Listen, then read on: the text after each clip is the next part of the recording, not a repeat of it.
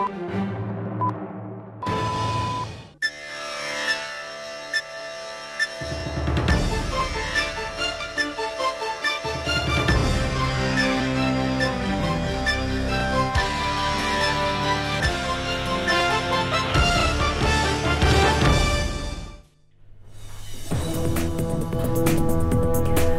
আলাইকুম, স্বাগত জানাচ্ছি চ্যানেল আই সংবাদে। এখনকার সংবাদ আয়োজন নিয়ে আপনাদের সাথে আছি মেহেরুন্নেসা তাহমিনা। বিস্তারিত সংবাদের শুরুতে জানিয়ে দিচ্ছি ফ্রেশ আটা ময়দা সুজি সংবাদ শিরোনামগুলো। শেখ হাসিনার বক্তব্য প্রচার নিয়ে কিছু গণমাধ্যমকে অন্তর্বর্তী সরকারের সতর্কবার্তা, ভবিষ্যতে প্রকাশ করলেই তাৎক্ষণিক আইনি ব্যবস্থা। গুম খুনের শিকার স্বজনদের পরিবারের কান্না বন্ধে অন্তর্বর্তী সরকার ব্যর্থ, বললেন মির্জা ফখরুল। শেখ হাসিনার বিচার এ মাটিতেই হতে হবে মন্তব্য। ফেব্রুয়ারিতে নির্বাচনের স্বার্থে দলগুলো ঐক্যমত্যে আসবে বলে কমিশন সংশ্লিষ্টদের আশা। আইন শৃঙ্খলার উন্নতিতে সম্মিলিত প্রচেষ্টার তাগিদ। এবং নিখোঁজ হওয়ার পরদিন মুন্সিগঞ্জে মেঘনা নদী থেকে সিনিয়র সাংবাদিক বিভু রঞ্জনের মরদেহ উদ্ধার। মৃত্যুর কারণ উদ্ঘাটনে তদন্ত করছে পুলিশ। ভূমিকম্প সহনীয় মোস্ট ডিউরেবল দেশের প্রথম থার্মেক্স রড সালাম স্টিল। সালাম স্টিল বোঝে ডিউরেবিলিটি। সালাম স্টিল, মোস্ট ডিউরেবল স্টিল। সংবাদ শিরোনামগুলো জানাচ্ছিলাম। এখনকার এই সংবাদ আয়োজন একই সঙ্গে চ্যানেল আই এর ইউটিউব চ্যানেলে এবং চ্যানেল আই এর ওটিটি প্ল্যাটফর্ম আই স্ক্রিনে লাইভ স্ট্রিম হচ্ছে। এবার যাচ্ছে বিস্তারিত প্রসঙ্গে। শেখ হাসিনার বক্তব্য প্রচার নিয়ে কিছু গণমাধ্যমকে সতর্ক করেছে অন্তর্বর্তী সরকার। প্রধান উপদেষ্টার প্রেস উইং এক বিবৃতিতে এই সতর্ক বার্তা জানিয়ে বলেছেন, শেখ হাসিনার বক্তব্য কেউ ভবিষ্যতে প্রকাশ করলে তাৎক্ষণিক আইনি ব্যবস্থা নেওয়া হবে। বিবৃতিতে বলা হয়েছে, আদালতের নির্দেশ উপেক্ষা করে ক্ষমতাচ্যুত স্বৈরশাসকের একটি ভাষণ কিছু গণমাধ্যম গত বৃহস্পতিবার প্রচার করেছে। সেখানে শেখ হাসিনা মিথ্যা ও উস্কানিমূলক বক্তব্য দিয়েছেন। আন্তর্জাতিক অপরাধ ট্রাইব্যুনাল শেখ হাসিনাকে দোষী সাব্যস্ত করেছে। বর্তমানে তিনি মানবতা বিরোধী অপরাধের অভিযোগে বিচারাধীন। আওয়ামী লীগের কার্যক্রমও নিষিদ্ধ করা হয়েছে। বিবৃতিতে বলা হয়েছে, সন্ত্রাস বিরোধী আইন 2009 অনুসারে যে কোনো ব্যক্তি বা সংগঠন যারা তাদের নেতাদের কার্যকলাপ বা বক্তৃতা প্রচার, প্রকাশ বা সম্প্রচার করে তাদের বিরুদ্ধে আইনি ব্যবস্থা নেয়ার বিধান রয়েছে। বিবৃতিতে বলা হয়, টেলিভিশন, অনলাইনে ফৌজদারি অপরাধে দণ্ডিত অপরাধী এবং গণহত্যা ও মানবতা বিরোধী অপরাধে অভিযুক্ত পলাতক আসামি আওয়ামী লীগের নেত্রী শেখ হাসিনার অডিও সম্প্রচার এবং প্রচার 2009 সালের সন্ত্রাস বিরোধী আইনের গুরুতর লঙ্ঘন। সংবাদ মাধ্যমগুলোকে শেখ হাসিনার অডিও এবং বাংলাদেশে অস্থিতিশীলতা ও সহিংসতা উস্কে দেওয়ার উদ্দেশ্যে তৈরি বক্তব্য প্রচার করার ক্ষেত্রে সতর্কতা এবং দায়িত্বশীলতা অবলম্বন করার আহ্বান জানানো হয়েছে সরকারের বিবৃতিতে। মির্জা ফখরুল ইসলাম আলমগীর বলেছেন, গুম খুনের শিকার স্বজনদের পরিবারের কান্না বন্ধে অন্তর্বর্তী সরকার ব্যর্থ হয়েছে। এই জন্য সরকারকে জবাবদিহি করতে হবে। গুম ও খুনের জন্য শেখ হাসিনার বিচার এই মাটিতেই হতে হবে। গুম খুনের বিচার নিশ্চিতে বিএনপি নির্বাচন চায় বলেও মন্তব্য করেন মির্জা ফখরুল। মইনুল হাসানের রিপোর্ট। আন্তর্জাতিক গুম দিবসকে সামনে রেখে আওয়ামী শাসনামলে গুম হওয়া ব্যক্তিদের স্মরণে মায়ের ডাকের আয়োজনে জাতীয় সংসদ ভবনের দক্ষিণ প্লাজায় মানববন্ধন ও প্রদর্শনী। গুমের সঠিক তদন্তে রাষ্ট্রীয় সহযোগিতা নিশ্চিত, গুমের শিকার ব্যক্তিদের আন্তর্জাতিক মানদণ্ড বজায় রেখে অনুসন্ধান, তাদের নামে মিথ্যা মামলা প্রত্যাহার সহ 11 দফা দাবি তুলে ধরেন মায়ের ডাকের আহ্বায়ক সানজিদা ইসলাম তুলি। আমরা বিগত 17 বছর পার করেছি, প্রতিদিন আমাদের জন্য জুলাই ছিল। বিগত সরকারের বিচার ও দৃষ্টান্তমূলক শাস্তির দাবি জানান গুম হওয়া পরিবারের স্বজনরা। আমি জানি না আমার বাবা এখনো বেঁচে আছে কিনা, কিন্তু আমি আমার বাবাকে ফেরত চাই। আমি শুধু আমার বাবার বিচার চাই। আমার বাবা তো কোনো সন্ত্রাসী ছিল না। এখন পর্যন্ত আমি আমার বাবার কোনো খোঁজ পাইনি। এখন পর্যন্ত আমি আমার বাবার কোনো অস্তিত্ব খুঁজে পাইনি। অনুষ্ঠানের প্রধান অতিথি বিএনপির মহাসচিব মির্জা ফখরুল ইসলাম আলমগীর ছাত্র জনতার অভ্যুত্থানের পর গুম হওয়া বিচারের দৃশ্যমান অগ্রগতি না হওয়ায় অন্তর্বর্তী সরকারের সমালোচনা করেন। অন্তর্বর্তী যে সরকার তারা সম্পূর্ণ ব্যর্থ হয়েছে এই গুম কমিশনকে পাবলিক নিয়ে আসার, পাবলিক শুনানি করার। তারা ব্যর্থ হয়েছে এই শিশুগুলো, তাদের আত্মীয়দের, তার মায়েদের, তার ভাইদের যে কান্না, সেই কান্নাকে বন্ধ করার। গুম খুনের জন্য শেখ হাসিনাকে দায়ী করেন বিএনপির মহাসচিব। বিএনপি ক্ষমতায় গেলে মানবতা বিরোধী সব ঘটনার বিচার নিশ্চিতের প্রতিশ্রুতি দেন তিনি। হাসিনা এই হত্যাকাণ্ডগুলোর জন্য দায়ী, হাসিনা এই গুমের জন্য দায়ী। সুতরাং হাসিনার বিচার অবশ্যই হতে হবে, এই দেশের মাটিতে হতে হবে এবং তার সর্বোচ্চ শাস্তি হতে হবে। মির্জা ফখরুল ইসলাম আলমগীর গুম হওয়া পরিবারের স্বজনদের পাশে সবসময় থাকার অঙ্গীকার করেন। Monirul Hasan, channel I, Dhaka. সংসদ নির্বাচনের পদ্ধতি নিয়ে মতপার্থক্য থাকলেও ফেব্রুয়ারিতে ভোটের স্বার্থে শেষ পর্যন্ত দলগুলো ঐকমত্যে আসবে বলে মনে করেন জাতীয় ঐকমত্য কমিশনের সদস্য বদিউল আলম মজুমদার। নির্বাচনের সময়ের আইনশৃঙ্খলা পরিস্থিতি রাজনৈতিক দলগুলোর সদিচ্ছা এবং নাগরিকদের দায়িত্বশীলতার উপর নির্ভর করছে বলেও মনে করেন তিনি। নাজিব বেগের রিপোর্ট। ডিসেম্বরে জাতীয় নির্বাচনের তফসিল, আগামী বছরের ফেব্রুয়ারিতে ভোট, এমন পরিকল্পনা নিয়েই প্রস্তুতি নিচ্ছে নির্বাচন কমিশন। সংসদের উচ্চকক্ষে পিআর আর নিম্নকক্ষে বর্তমান পদ্ধতিতে নির্বাচনের কথা বলেছে জাতীয় ঐকমত্য কমিশন। তবে জামাতে ইসলামী, ইসলামী আন্দোলন সহ কিছু দল নিম্নকক্ষেও পিআর পদ্ধতির পক্ষে। জনগণ চাইলে অবশ্যই সরকারকে এটা মানতে হবে। শুরু থেকেই এর বিরোধিতা করে আসছে বিএনপি ও সমমনা দলগুলো। সময়ের সাথে সাথে দলগুলোর এই মতপার্থক্য কমবে বলে মনে করেন জাতীয় ঐকমত্য কমিশনের এই সদস্য।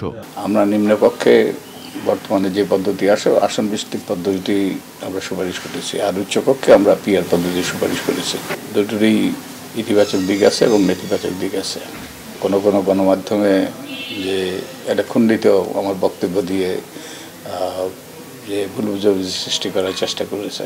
ফেব্রুয়ারিতে যে সময়সীমা নির্ধারণ করা হয়েছে সেই সময় যাতে নির্বাচনটা অনুষ্ঠিত হয়, সেই জন্য আমি আশা করি আমাদের সবগুলো রাজনৈতিক দল মেনে নেবে এবং আমরা সাম্প্রতিক হব।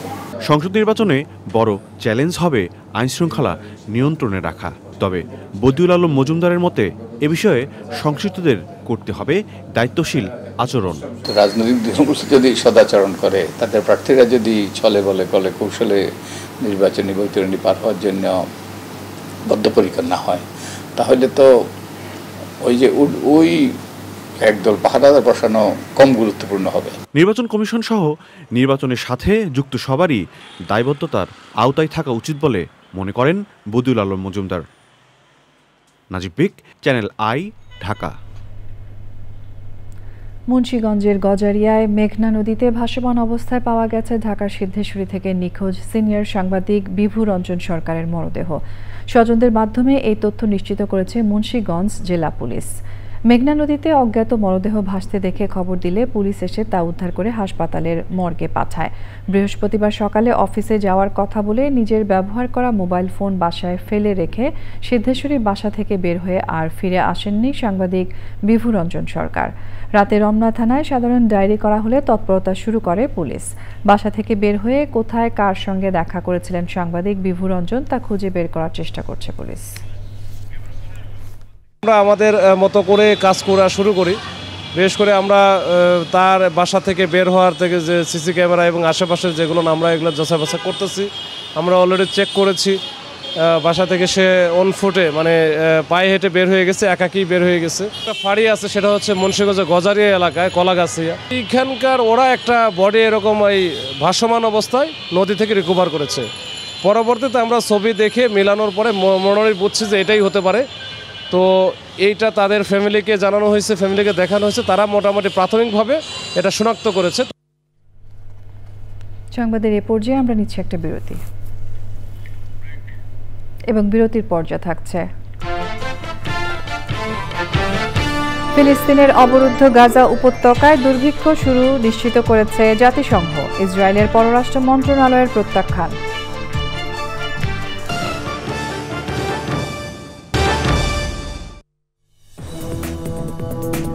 স্বাগত জানাচ্ছি আরও একবার চ্যানেল আই সংবাদে। এবারে রয়েছে আমিন জুয়েলার্স আন্তর্জাতিক সংবাদ।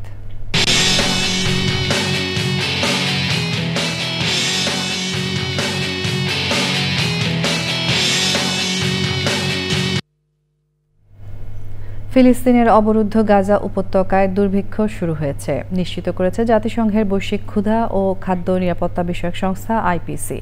প্রতিবেদনে বলা হয়েছে ৫ লাখের বেশি ফিলিস্তিনি দুর্ভিক্ষের কবলে পড়েছে, যারা খাদ্যের অভাব, অনাহার ও অপুষ্টিতে মারা গেছে। তবে ইসরায়েলের পররাষ্ট্র মন্ত্রণালয় এই বক্তব্য প্রত্যাখ্যান করে বলেছে, গাজায় কোনো দুর্ভিক্ষ নেই এবং এসব হামাসের মিথ্যাচার।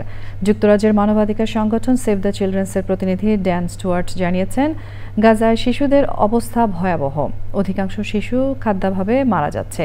এদিকে যুদ্ধ শুরু হওয়ার পর থেকে কমপক্ষে ৬২,০০০ ফিলিস্তিনির প্রাণহানি হয়েছে।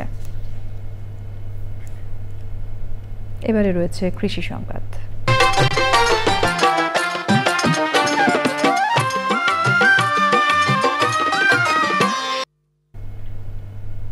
টানা বৃষ্টিতে জলাবদ্ধতা সৃষ্টি হয়ে চাঁদপুরের হাইমচর উপজেলার প্রায় ১৫% জমির পানের বরজ ক্ষতিগ্রস্ত হয়েছে। কোটি টাকা বিনিয়োগ করে গড়া পানের বরজ ক্ষতিগ্রস্ত হওয়ায় হতাশায় দিন কাটাচ্ছেন চাষিরা। প্রকৃতি সংবাদ।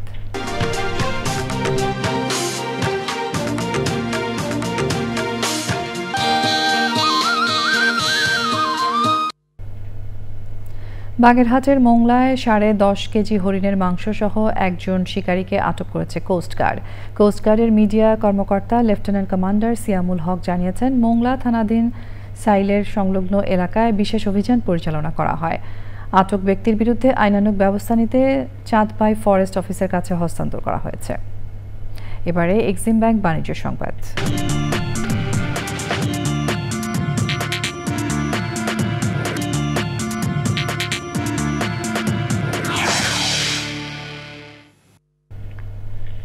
বাণিজ্য উপদেষ্টা শেখ বশিরউদ্দিন বলেছেন, বাণিজ্যের বৈচিত্র্যীকরণ ও ব্যবসার সক্ষমতা বাড়াতে বিভিন্ন দেশের সাথে দ্বিপাক্ষিক সম্পর্ক জোরদার করার চেষ্টা করছে সরকার।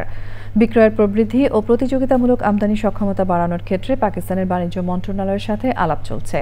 পাকিস্তানের বাণিজ্য মন্ত্রী জাম কামাল খান বলেন, বাংলাদেশের সঙ্গে বাণিজ্য ও বিনিয়োগ সহযোগিতা বাড়াতে চায় পাকিস্তান। এই বছরের শেষে বাংলাদেশের সাথে পাকিস্তানের সরাসরি ফ্লাইট চালু হলে এবং দুই দেশের বন্দরের মধ্যে কানেক্টিভিটি বাড়লে দুই দেশের মধ্যে আমদানি রপ্তানি বাণিজ্যের নতুন দ্বার উন্মোচিত হবে। চট্টগ্রাম ওয়ার্ল্ড ট্রেড সেন্টারে পাকিস্তানের বাণিজ্য মন্ত্রী জাম কামাল খান ও বাংলাদেশের বাণিজ্য উপদেষ্টা শেখ বশিরউদ্দিনের সাথে চট্টগ্রামের বিভিন্ন ব্যবসায়ীদের মতবিনিময় সভায় তারা এসব কথা বলেন। মতবিনিময় সভায় চট্টগ্রামের বিভিন্ন শ্রেণীর ব্যবসায়ী নেতারা উপস্থিত ছিলেন। সংবাদের এ পর্যায়ে আমরা নিচ্ছি আরও একটি বিরতি এবং বিরতির পর স্বাগত জানাচ্ছি আরও একবার চ্যানেল আই সংবাদে। এবারে জানাবো খেলার খবর।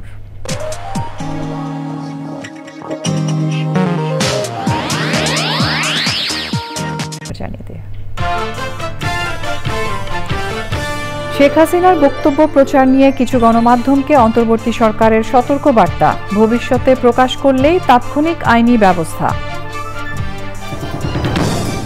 গুম খুনের শিকার স্বজনদের পরিবারের কান্না বন্ধে অন্তর্বর্তী সরকার ব্যর্থ, বললেন মির্জা ফখরুল। শেখ হাসিনার বিচার এই মাটিতেই হতে হবে মন্তব্য।